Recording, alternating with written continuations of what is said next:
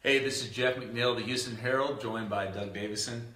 I was thinking, Doug, I always say live.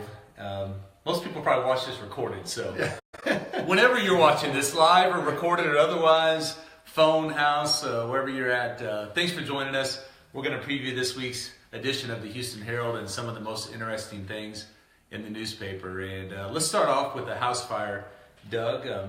Monday night, was at the girls' basketball game and got the notice, and I went over there. And unfortunate situation. You talked to Fire Chief Joey Moore. What did he say about the situation? He said it was a real challenge just because of the size of the home, big 3-story, 5,400 square foot deal. And man, what a shame. Just a beautiful home. I mean, what a tragedy. I hate it. Right. There was something pretty interesting. First, we should say, fortunately, everyone was safe. People, the homeowners were inside. The neighbors notified them. They got out safe, so we're thankful for that. Also, because of the good work of the firemen and the local fire departments that responded, many of the items that belonged to the family were recovered. I saw many of them on the front lawn. And there was even a cool little thing that took place where they used the tractor on the property to break open the garage door and get out a truck.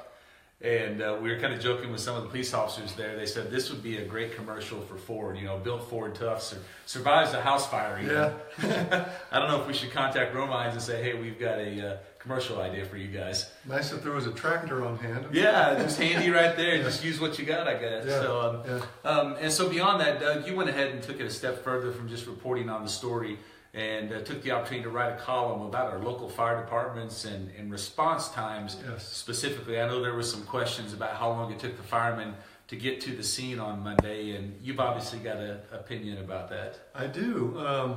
Response time, when it comes to these small town rural fire departments that we're used to, is really based on where the people are when the call comes in.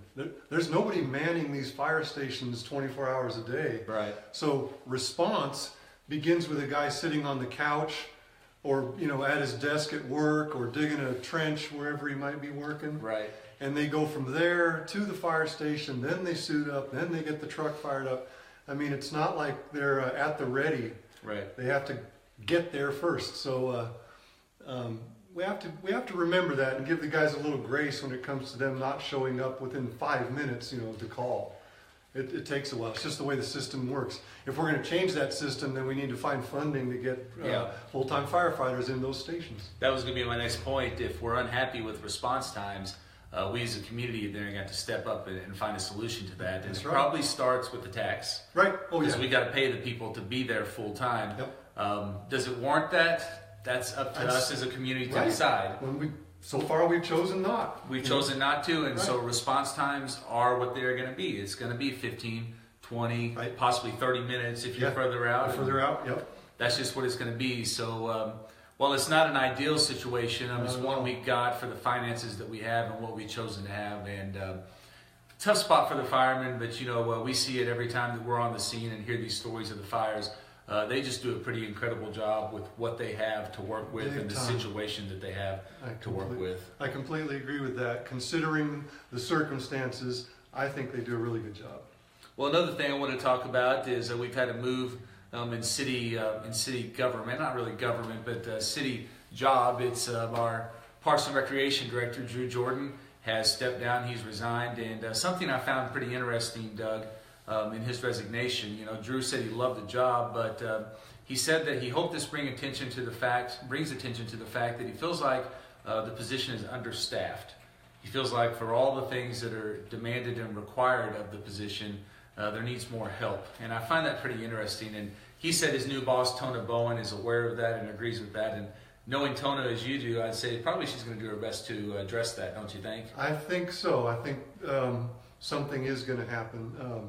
And if I'm not mistaken, I remember Drew's predecessor talking off the record about similar things. Yes. That's a hard job for one guy. That's the bottom line. Exactly. What happens is a lot of times when you should be out there calling communities and teams and trying to set up things and getting all the ball games ready, you're out there in a field mowing, lining fields, pushing dirt around, some stuff that very important that somebody else could be doing so that you could be managing managing the leagues, which is obviously very important as well. Right, and it might cut down on the number of 14-hour days. There you go.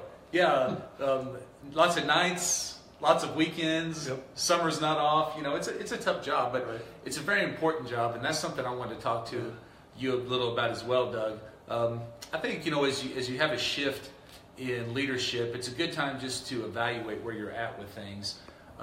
Being in this community now for 11 years since I came back, I think it's time that we just kind of address everything that we're doing across the board. Our sports programs from the school level have not been successful. Right. We're going on a decade. So what are we doing with our feeder programs at the youth level to now feed into where they're set up for success at the middle school and high school level? I would never say that I have all the answers as to what would happen, but I would say we owe it to ourselves, our community, and our kids to evaluate what we're doing and then make the necessary changes. And I think that would start for me with going to a community that's having a ton of success and then just mimicking everything they do. Right. Obviously, they've got it figured out. Let's try to do what people that are having success are doing. And like you said, that at least the discussion is a healthy thing. Right, exactly.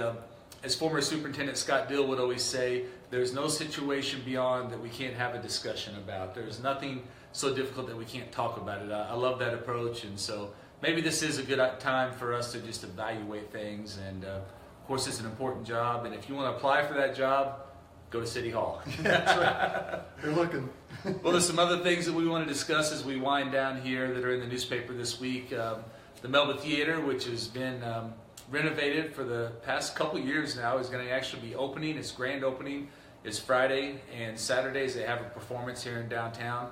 Also downtown Friday, the Christmas season is here, so they've got a tree lighting that has moved from the fairgrounds out to now at the Administrative Center. And that starts at 6 o'clock. They've got some singing and a tree lighting. Santa Claus, Doug, I'm sure you want your picture with Santa Claus. Maybe not. You guys kind of have a look-alike with the white beard, though, so you got that going for you. My wife calls it sparkly. So that'll be Friday, and then also on Saturdays, a Christmas parade that starts at 2. And Doug, I wanted you to mention the historic feature that's in the newspaper this week. I know a lot of people like history. Yeah, it's a pretty lengthy piece, very well written, and it was submitted by a woman who writes for the Missouri State Historical Society, and it's about a family that lived in Texas County in the early 1900s by the name of Housden. Okay. And people around here do love their history, and so I think a lot of people will enjoy reading this. Okay, so all those things and more, check them out. Enjoy this week's edition, and we'll see you later. All right.